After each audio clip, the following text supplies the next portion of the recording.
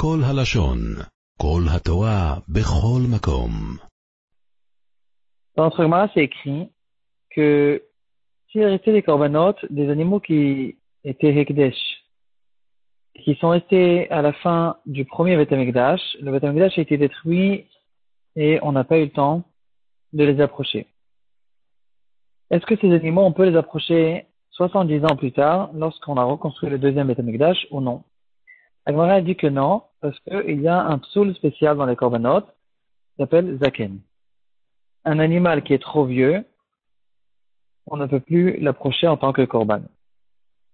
Il y a toutes sortes d'animaux que la Torah dit clairement que s'ils portent certains défauts, on ne peut pas les approcher en tant que Beth Amikdash. Le défaut de Zaken, c'est pas quelque chose qui a été écrit dans la Torah, mais la Gemara le sait que un animal qui est trop vieux, il est devenu pasoul à l'approcher au Beth Amikdash. Dans Tosfot, dans Limtet Amudbed, ils vont mettre Ilha. Tosfot, il ramène certains exemples de korbanot beaucoup plus vieux qui ont oui été approchés au Beth Amikdash. Il ramène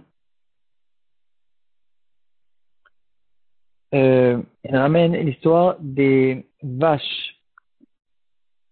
Les vaches qui aidaient à porter le Aaron dans le désert. Ces mêmes vaches-là ont été approchées au Beth Amikdash 480 ans plus tard, lorsque Shlomo HaMelech a construit le Beth Amikdash. Alors, Tosfot, il demande, mais pourtant, ils étaient très très vieux.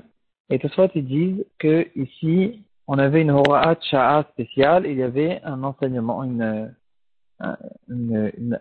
apprentissage spécial qui nous a été donné peut-être par des Nevi'im, qu'on avait la possibilité de le faire, mais en général, un korban qui est Zaken, il n'est pas saoul de l'approcher au Beth Amikdash, comme on retrouve dans la Masechet Korod à Sanalef. Le Rambam, il nous donne une autre explication. Il dit qu'un animal qui est vieux, on ne va pas l'approcher en tant que korban. En fait, c'est pas un problème dans son âge. C'est un problème dans le fait que l'animal, il est déjà trop faible. Il a pris de la vieillesse, il est faible. Ça, c'est un problème. Mais si l'animal n'est pas faible, il peut avoir l'âge qu'il veut, ça ne nous dérange pas, et il est kasher pour le misbéach, au moins midoraita. Le Sfatemet, il explique plus que ça. Il dit, la vieillesse, c'est quelque chose de relatif. Aujourd'hui, on a l'habitude de dire qu'une personne qui a 80 ans, ou plus, 90 ans, il est considéré comme quelqu'un qui est vieux. Pourquoi? La définition de vieillesse, comme on la détermine aujourd'hui, c'est quelqu'un où la majorité de sa vie, la grande majorité de sa vie est déjà passée, il approche la fin. Par contre, si on prend par exemple Adam Arishon, qui a vécu 930 ans, on le prend aussi à 80 ou à 90 ans, il était encore au début de sa vie, il était encore dans sa jeunesse, et il avait l'air comme une personne de jeune. Donc, on voit clairement que la vieillesse, c'est pas un âge spécifique, c'est plutôt le fait que cette personne, il est déjà vieux, on voit qu'il est vieux et qu'il est vers la fin de sa vie. Donc, les vaches qu'on a approchées à l'inauguration du premier Beth Amikdash, elles pouvaient avoir 450 ans, mais c'est pas ça qui nous dérange. Nous, ce qui nous dérange, c'est comme nous dit le Rambam, le fait que cet animal, il est déjà à la fin de sa vie.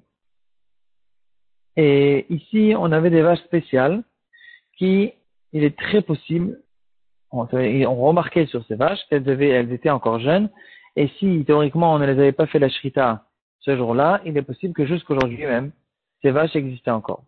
Donc ces vaches étaient jeunes dans la définition. Comme on a l'habitude de dire, la vieillesse, c'est pas un âge, la vieillesse, c'est une maladie que la majorité des gens que cette maladie les attaque, ce sont des gens qui sont âgés.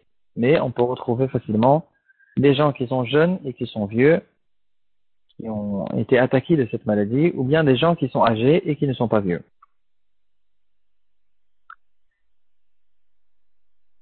On va voir un autre exemple qui n'a pas été ramené dans Tosfot, d'un korban qui était encore beaucoup plus vieux que les vaches que Tosfot nous ramène.